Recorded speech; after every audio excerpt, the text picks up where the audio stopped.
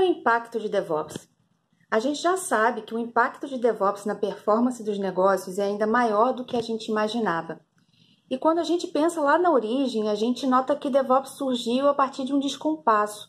De um lado, a gente tinha as pessoas desenvolvedoras entregando software com uma frequência muito maior, e do outro, equipes de operações cuidando da estabilidade, da confiabilidade dessas aplicações, né?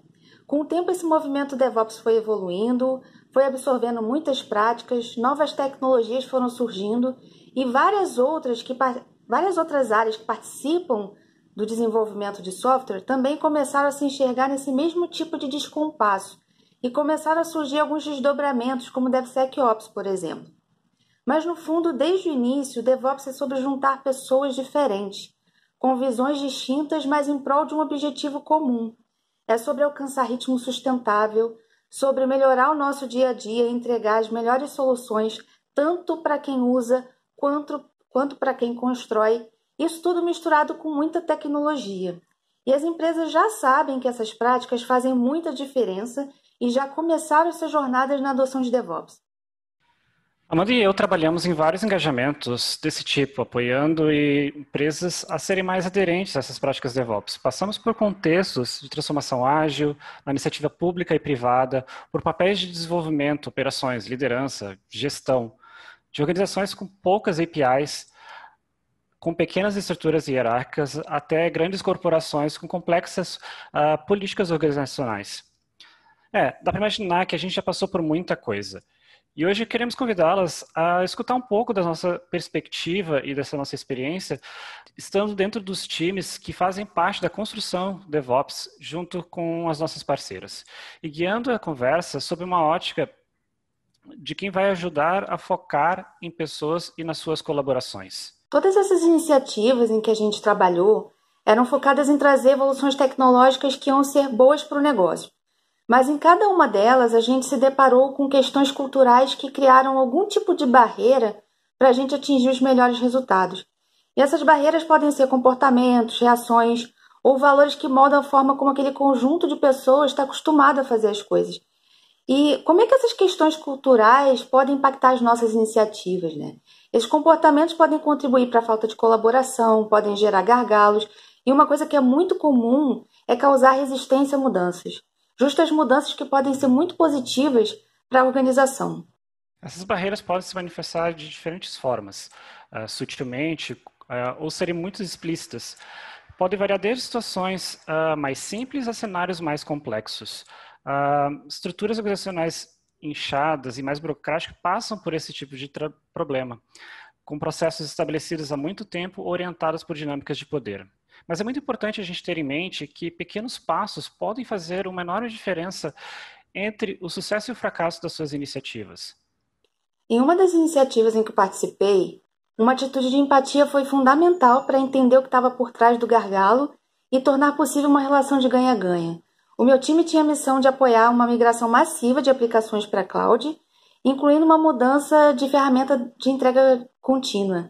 E a gente tinha que fazer isso em poucos meses, só que a gente não tinha nenhum tipo de acesso ao ambiente cloud para fazer essas configurações. Elas eram de responsabilidade de outra área. E essa área até colocou uma pessoa em dedicação parcial para atender as nossas solicitações. Mas ela estava sempre ocupada com várias outras tarefas. Nitidamente existiam objetivos diferentes dos nossos. Essa organização era muito estruturada em silos.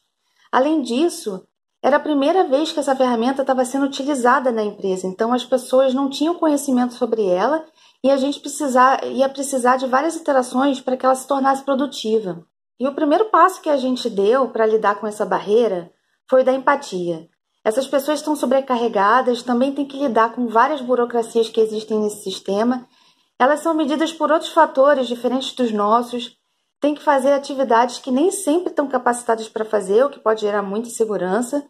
Então a gente passou a convidar as pessoas dessa área para sessões de demonstração da ferramenta e compartilhar conhecimento com elas. Depois a gente se ofereceu para parear com elas para executar essas configurações e isso funcionou muito bem. Essas pessoas ficaram mais empoderadas e a gente conseguiu o setup inicial bem mais rápido.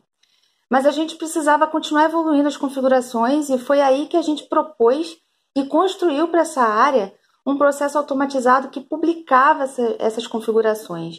Então a gente abriu o pull request para essa área, que tinha oportunidade ali de acompanhar as mudanças, e o pipeline aplicava automaticamente essas alterações na ferramenta.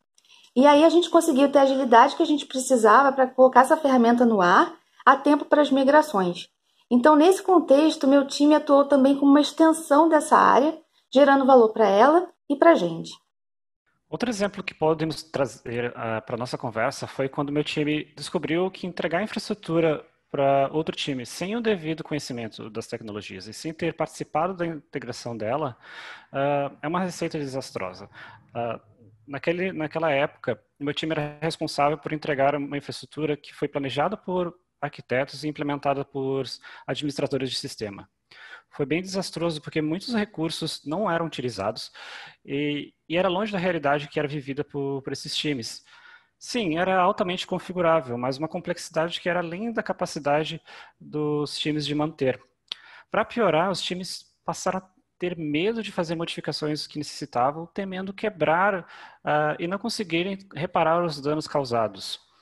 Recomendamos, então, uma abordagem diferenciada, onde coletamos bons resultados para os dois lados, tanto para quem consome quanto para quem constrói a infraestrutura. E essa estrutura passou da seguinte forma. A gente construiu um time multidisciplinar, onde a gente passou a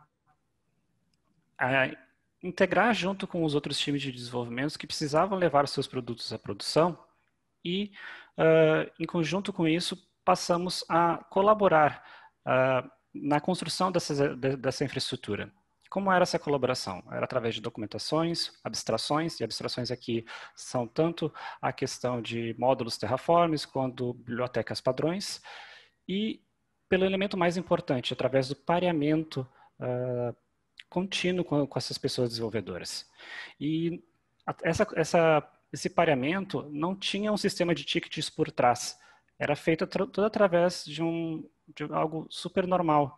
Se alguém precisava de alguma atividade, de alguma ajuda, chamava a gente subia numa videoconferência e passava a conversar sobre os problemas que estavam passando, as necessidades que precisavam ser atendidas e também a entender o que eles precisavam implementar.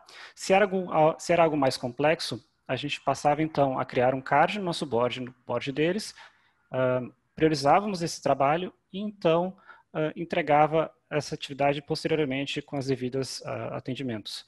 Isso foi bem bacana a experiência, tanto para eles quanto para a gente, porque eles passaram a tanto entender melhor a sua infraestrutura, sabiam que suas necessidades seriam atendidas, e do nosso lado, a gente passou a ter um entendimento melhor sobre o ecossistema deles e a nortear as nossas implementações futuras com base na experiência que eles já estavam vivendo. Quando a gente olha para esses exemplos, a gente nota que a colaboração aconteceu de maneira orgânica, a partir de atitudes individuais. A gente tinha pessoas bem intencionadas, a colaboração ocorreu e deu tudo certo. Mas o sucesso das iniciativas não pode depender do acaso. As organizações precisam ser intencionais e incluir a colaboração nas suas estratégias e direcionar sua cultura para isso. Quando a gente não considera a colaboração a nível estratégico, a falta dela vai surgir em situações emergenciais.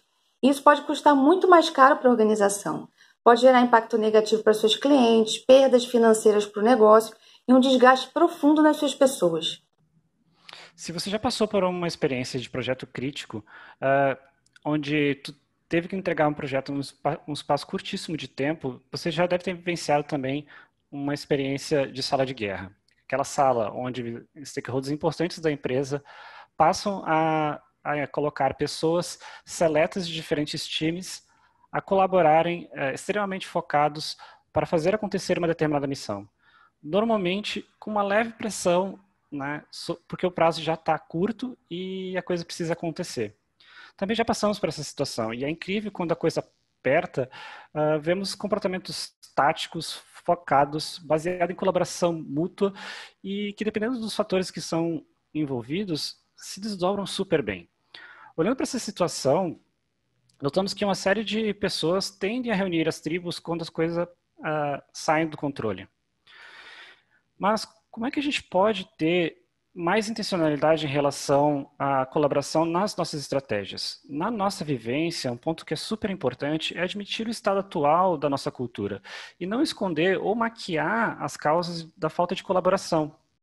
A gente tem visto várias empresas começando suas transformações digitais, com áreas novas que adotam metodologias ágeis. Elas se organizam em squads, tribos, times de SRE e definem uma nova cultura teórica que muitas vezes não são colocadas em prática no dia a dia.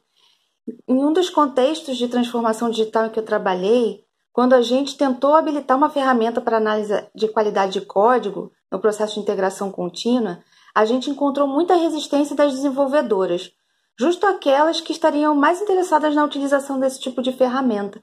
E depois de algumas conversas, a gente descobriu que a causa era o medo. O medo de como essa falta de cobertura de testes ia ser encarada pelas gerências. Que tipo de punição ia acontecer? As causas de falta de colaboração podem ser muitas. Pode ser por falta de conhecimento, acomodação, competição, dinâmicas de poder, medo. Para diminuir essa lacuna de valores, temos que estar atentos ao discurso que pregamos, o comportamento que exercemos e o lugar onde queremos estar. Todos eles precisam estar alinhados e ressonantes entre si. Nessa situação que eu trouxe como exemplo, a gente não fechou os olhos para o medo. Ele não era sem fundamento. Então a gente alinhou com as áreas de negócio e as gerências um mecanismo de governança baseado em gamificação. Isso foi bem bacana e estimulou os times a adotarem essa prática, também permitiu um acompanhamento sem o viés de controle e deu reconhecimento para todos do time porque todos eles melhoraram a qualidade de seus códigos. Isso leva a gente a um segundo ponto que na nossa vivência é valioso. Usar uma governança enxuta a favor da colaboração. A gente costuma pensar que governança é algo burocrático, muito focado em trazer controle e não necessariamente tem que ser assim. Podemos ter uma governança que combina técnicas para garantir o balanço entre riscos e oportunidades e ainda assim promover uma autonomia com responsabilidade para os times. Em um dos times de DevOps em que eu trabalhei, a gente criou um mecanismo de governança que funcionou muito bem para garantir algumas práticas entre os times e, ao mesmo tempo, respeitar a autonomia e o contexto de cada um deles. A gente tinha um time centralizado de especialistas, mas ao invés de adotar uma postura regulatória, a gente atuou como consultores, apoiando essas equipes. A gente tinha conversas recorrentes com eles sobre algumas capacidades que eram fundamentais para a empresa naquele período, como integração contínua e automação de testes, por exemplo. Essas conversas elas giravam em torno de um quadro com essas capacidades e os diferentes níveis que cada um dos times poderia alcançar para essas capacidades, né? As regras desses níveis eram definidas em conjunto com essas equipes e as metas eram alcançáveis para elas. E durante essas conversas, a gente analisava como elas estavam evoluindo nas diferentes práticas, a gente trocava conhecimento, definia como a gente ia trabalhar junto nos próximos passos, identificava riscos, dificuldades. Também ajudava a comunicar as práticas que eram bem-sucedidas de um time para os outros, aumentando a colaboração entre eles. Apoiava muito as nossas priorizações, porque era um momento onde a gente tinha um feedback direto dessas equipes. E essa técnica de governança ela deu tão certo que a gente passou a utilizar as informações desse quadro para gerar indicadores que informavam como a gente estava avançando em relação às práticas DevOps. E também criavam uma conexão fundamental entre a camada estratégica e o que acontecia no dia a dia. Agora, Amanda e eu fazemos parte de um time de infraestrutura e plataforma e percebemos que é muito fácil que esse tipo de time se torne um silo, mesmo em organizações menores.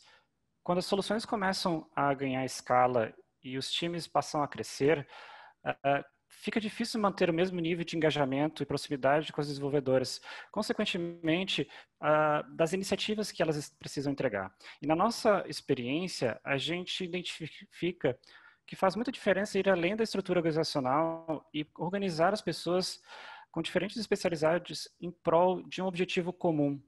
Na nossa cliente atual, conseguimos com êxito e ótimos feedbacks ao estruturar essa colaboração da seguinte forma.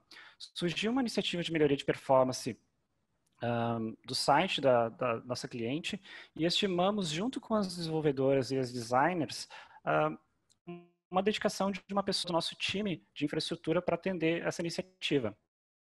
Essa pessoa do nosso time passou, então, a parear com uma pessoa do time de desenvolvimento e, juntas, com cards, tanto do nosso lado quanto do lado deles, a colaborar e construírem as necessidades que precisavam ser atendidas. O resultado foi muito além do esperado. Além dos desenvolvedores passarem a ter mais domínio e controle do seu ecossistema e da sua infraestrutura, do nosso lado ganhamos insights importantes e passamos a compreender como é que estava sendo a realidade daquele time com o ecossistema que trabalhamos e construímos no dia a dia. E isso passou a ser fundamental para colaborar com iniciativas adjacentes que tínhamos para a entrega de valor à nossa cliente. Também tivemos a oportunidade de aproximar tanto as entregas de infraestrutura com os objetivos de negócio da nossa cliente para contribuir para a companhia como um todo. Eu e o REC, a gente viu ao longo dos últimos anos que as práticas de DevOps fazem muita diferença nos resultados dos negócios. Mas a colaboração é um ponto central que a cultura DevOps busca resolver desde que ela surgiu. Por isso, a gente quer te convidar a acreditar nos pequenos passos que levam à colaboração, a não ignorar as causas e a considerar intencionalmente a colaboração nas suas estratégias de tecnologia. Muito obrigado. Obrigada.